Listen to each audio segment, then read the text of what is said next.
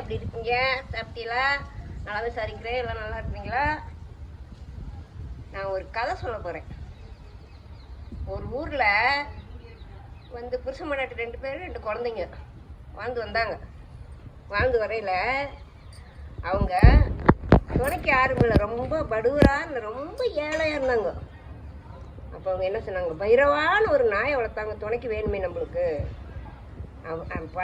தனியாக இருக்கிறோமே, நமக்கு துணைக்கு யாரும் வேணுமே அப்படின்ட்டு வளர்த்தாங்க. வளர்த்துக்கிட்டு வரையில அந்த நாய் என்ன பண்ணுச்சு, நாயின்னு சொல்லக்கூடாது, அதுக்கு ஒரு பேர் இருக்குது. அது என்ன பண்ணும், குழந்தைங்கள பள்ளிக்கூடம் கூட்டிகிட்டு போகும். கூட்டிகிட்டு போட அக்காவையும் 2 அக்காவையும் கூட்டிகிட்டு போடாமல் கூட்டிகிட்டு போவோம். அங்கேருந்து கூட்டியாரும் இந்த வேலையெல்லாம் செய்யும். கடைக்கு போய் சாமான்லாம் சீட்டு எழுதி கொடுத்தா வாங்கிட்டு வரும். மனுஷன் மாதிரி அது செஞ்சிச்சு. அந்த பைரவை செய்யலை. அந்த வீட்டுக்காரம்மாவுக்கு அதை பிடிக்காது. என்ன எப்போ பார்த்தா இது வீட்டுக்குள்ளேயே இருக்குது, சனி ஏங்கினியன்னு திட்டுவாங்க. அதுக்கு பேசத்தான் முடியல, எல்லாம் கேட்டுக்கிட்டு சும்மாவே இருக்கும். என்ன நம்மளுக்கு திட்டுறாங்களே, ரொம்ப ஏழையாக இருக்கிறாங்களே, இவங்களுக்கு நம்ம உதவி செய்யணும். என்ன உதவி செய்யணும், கடவுளை ஏதாவது இவங்களுக்கு உதவி செய்யணுமே அப்படின்னு கேட்கும். அது கேட்டுக்கிட்டு கும்பிட்டுக்கிட்டு இருக்கும்.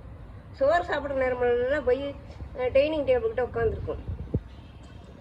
இப்போ ஒரு வாய் சோறு எடுக்கிறாரு, அது எனக்கு தான் போடுவாரா, அவன் ஓனர் வாயில் போட்டுக்குவான். இந்த அம்மா ஒரு வாய் சோறு எடுக்கும், அம்மா கீழே தான் விழுவாதா, நான் சாப்பிட்டுக்குவேன், எனக்கு வயிறு இப்படி பசிக்குதே, ஒரு துணிக்கே விழுந்தா கூட அதை நக்கி பார்த்துக்குவேனே, விழுவ மாட்டேங்குதே அப்படின்னு கவலைப்படுவது. கவலைப்படையில் ஒரு நாள் என்ன பண்ணுவான் அவன், அந்த அம்மா அவர் வேலைக்கு போயிடுவார். இதுக்கு கோவம் ரொம்ப வந்துடும். உலக்க எடுத்து ஒரே அடியாக அடிச்சிருது. அடிச்சோன்னா செத்துருது. செத்து போய் துடிக்கும். இப்போ நம்ம வீட்டுக்காரர் வந்தால் நம்மளை உண்டு இல்லைன்னு பண்ணிடுவான். உயிராக வச்சுருக்கான். இதை எடுத்து எங்களால் போட்டு வைக்கலான்னு அப்படிங்கலையே அந்த ஆள் வர்றது சவுண்டு கேட்குது, குறி தெரியுது, வர்றாரு, என்ன பண்ணுவேன் அப்படின்ட்டு ஒரு ட்ரங்கு பெட்டி மேலே வந்துச்சு. அது ட்ரங்கு பெட்டியில் எடுத்து தூக்கிட்டு போய் போட்டு மூடி வச்சிருச்சு. ட்ரங்கு பெட்டியில் போட்டு மூடி வச்சிருச்சு. அப்புறம் இவங்க ரொம்ப கஷ்டத்தில் இருக்காங்க. இன்னமும் சோத்துக்கு கூட இல்லாமல் ரொம்ப கஷ்டமாக இருப்பாங்க. அப்போ என்ன பண்ணிச்சு, இந்த நாயை மூடி வச்சு பிற்பாடு இந்த ஆள் என்னடி இவ்வளோ கஷ்டமாக போச்சு, நம்ம பயிரும் எங்கே போனால் அவனையும் காணாமே அப்படின்னு 2 பேரும் கவலையாக இருப்பாங்க. ரொம்ப அண்டா குண்டாலாம் விற்கிற நிலைமைக்கு வந்துருச்சு. என்ன பண்ணுறது, நம்ம இவ்வளோ நிலைமை இப்படி ஆயிடுச்சு அப்படின்னு கவலைப்பட்டுக்கிட்டு இருக்கேல. அந்த ஆள் சொல்லுவார், இந்த குண்டா அண்டாலாம் விற்றுவிட்டு வேற ஊர் போயிடும் அப்படிம்பாரு. எல்லாம் எடுத்து ஒரு சாக்கில் கட்டிட்டு, சரி எல்லாத்தையும் விற்றுட்டு நம்ம எங்கேயாவது போயிடலாம், பயிரவனை தான் காணோம், ஒரு ரவுண்டு தேடிட்டு வர்றேன் அப்படின்னு தேடிட்டு வருவார். அப்போ கூட கிடைக்காது. இந்த பெட்டியை போய் தூக்குவார். அவரால் தூக்கவே முடியல.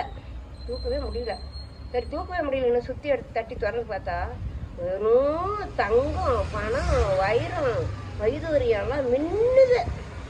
அப்போ அந்த பைரவர் உதவி செஞ்சிட்டார். பார்த்தியா, அவங்க கஷ்டப்பட்டாங்க, அவங்க சோறு போட்டாங்க, சோறு போட்ட சொத்துக்கு நன்றி செஞ்சார். பார்த்தியா, எடுத்து விற்றாலும் விற்கத்தக்கனைக்கு மேலே இருக்குது. எவ்வளவு விற்றாலும் விற்கிற நிறையா இருக்குது. உடனே அவர் ஒரு வீடு ஒன்று வாங்கி கோடீஸ்வரர் மாதிரி ஆயிட்டார் அதை விற்று. அப்போ எல்லாம் சொல்கிறாங்க, என்னாச்சு உனக்கு இவ்வளோ பணம் எங்கே இருந்துச்சு, என்னாச்சு உனக்கு இங்கே இவ்வளோ பணம் இருந்துச்சு.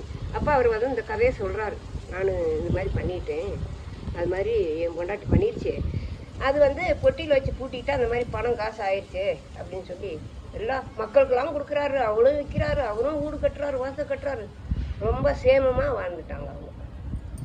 அது அவர் பேர் காலபைரவர். அந்த இருந்து அவர் வந்து காலபைரவரை விடாமல் பேசினார், பிடிச்சாரு, சாமியை பற்றி சொன்னார். அவங்க வீடு கட்டியிருந்த போட 2 பக்கத்து காலபைரவர் பொம்மை தான் வச்சுருந்தார். காலபைரவரை பற்றி அவ்வளோ விமர்சனமாக சொன்னாங்க. அந்த ஊரே பேசுச்சு. அவர் பேர் தான் காலபைரவர். எல்லாம் அந்த கதைங்களை பார்த்துட்டு என்னைய ஓகே பண்ணுங்க, ஹட் பண்ணுங்க, என்னைய பேசுங்க, என்கிட்ட எனக்கு தைரியம் கொடுங்க. எனக்கு நல்ல தைரியம் கொடுத்தா நீங்கள் கொடுத்து நான் என்கரேஜ் பண்ணுங்கள் என்னை பார்த்து.